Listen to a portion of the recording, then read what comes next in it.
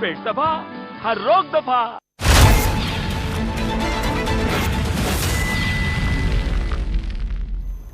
लखनऊ से बड़ी खबर आ रही है। ईडी के जॉइंट डायरेक्टर ने वीआरएस लिया है। राजेश्वर सिंह का वीआरएस स्वीकार भी कर लिया गया। बीजेपी में शामिल हो सकते हैं राजेश्वर, साहिबाबाद सीट से चुनाव भी लड़ सकते हैं। तो बड़ी खबर इस वक्त आ रही है। ईडी के जॉइंट डायरेक्टर हैं, वीआरएस ले लिया उन्होंने। राजेश्वर सिंह जो कि बीजेपी में शामिल हो सकते हैं और चुनाव मैदान में भी उतर सकते हैं। यह खबर आ रही है कि साहिबाबाद सीट से वो चुनाव मैदान में बीजेपी के टिकट पर उतर सकते हैं।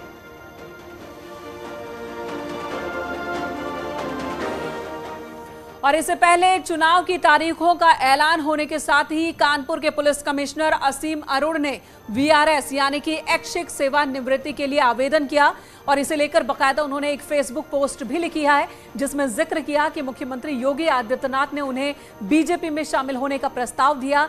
इसके बाद से उनके विधानसभा चुनाव लड़ने के भी अब कयास लगाए जा रहे हैं। असीम अरुण जिन्होंने आईपीएस, जिन्होंने वीआरएस ले लिया और बीजेपी में शामिल होंगे, चुनाव मैदान में भी उतरेंगे, ऐसे कयास लगाए जा रहे हैं।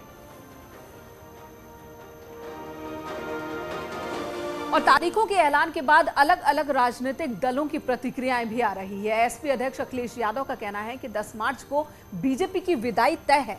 तो डिप्टी सीएम केशव प्रसाद मौर्य ने अखिलेश यादव पर तंज कसा है। इलेक्शन कमिश्नर से अनुरोध करूंगी कि वे आपको बैठकों से अवगत करवाएं। मार्च को जब काउंटिंग होगी तो परिवर्तन की चाहत में जनता बैठी है। काफी दिनों से वो परिवर्तन लाएगी और जनता समाजवादी पार्टी की सरकार बनाएगी, ये अखिलेश यादव ने दावा किया है। तो वहीं केशव प्रसाद मौर्य ने कहा कि अखिलेश यादव कहते हैं तो कहते रहें, वो तो 400 सीट तक के दावे करते हैं। 400 सीट फिलहाल उत्तर प्रदेश में तो समाजवादी पार्टी को नहीं मिलने वाली। यहां तक कि डिप्टी सीएम केशव प्रसाद मौर्य ने यह भी तंज कसा कि अखिलेश यादव चाहें तो वो किसी टेंट हाउस से इतनी कुर्सियां जरूर ले सकते हैं। तो जैसे ही चुनाव की तारीखों का ऐलान हुआ, दावे बड़े बड़े राजनीतिक दलों की तरफ से रखे जा रहे हैं। को हटाने के लिए 10 मार्च भारतीय जनता पार्टी का विदाई का दिन होगा।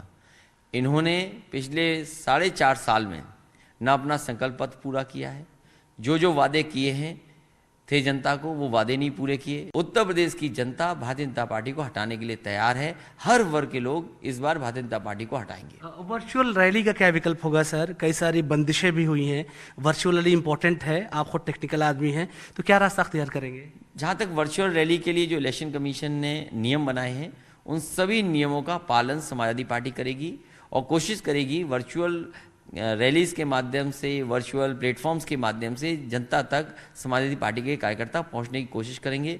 समाजवादी पार्टी के कार्यकर्ता सक्षम भी हैं, लेकिन और दल ऐसे भी हैं जो वर्चुअल रैलीज नहीं कर पाएंगे या इस तरह का इंफ्रास्ट्रक्चर उनके पास नहीं है कि वर्चुअल रैलीज कर सकें। कहीं ना कहीं इलेक्शन कमीशन को उन दलों के बारे में भी सोचना चाहिए।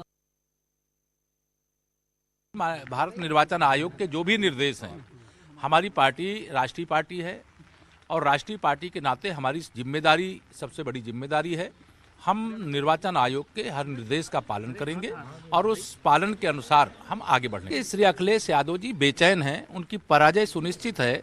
इस बार वो लगातार चौथी हार का सामना करने के लिए तैयार बैठे हैं और जो उनकी स्थिति 2017 में थी, वह स्थिति भी अगर वो बचा लेंगे तो मैं समझता हूँ कि वह उनकी बड़ी उपलब्धि होगी।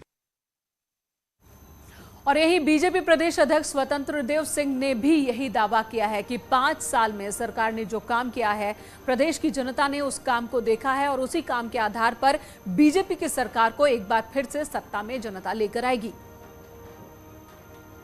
जनार्दन से अपील करता हूं कि इस चुनाव में बढ़ चढ़ कर हिस्सा ले, क्योंकि चुनाव महत्वपूर्ण है इस बार का, क्योंकि एक ईमानदार नेतृत्व कर रहा है, एक संत के रूप में इस देश राज्य का नेतृत्व कर रहा है, आदरणीय योगी जी नेतृत्व कर रहे हैं। इसलिए जनता जनार्दन चुनाव स्वयं जनता जनार्दन इस बार से लड़ेगी, इसलिए चुनाव महत्वपूर्ण है।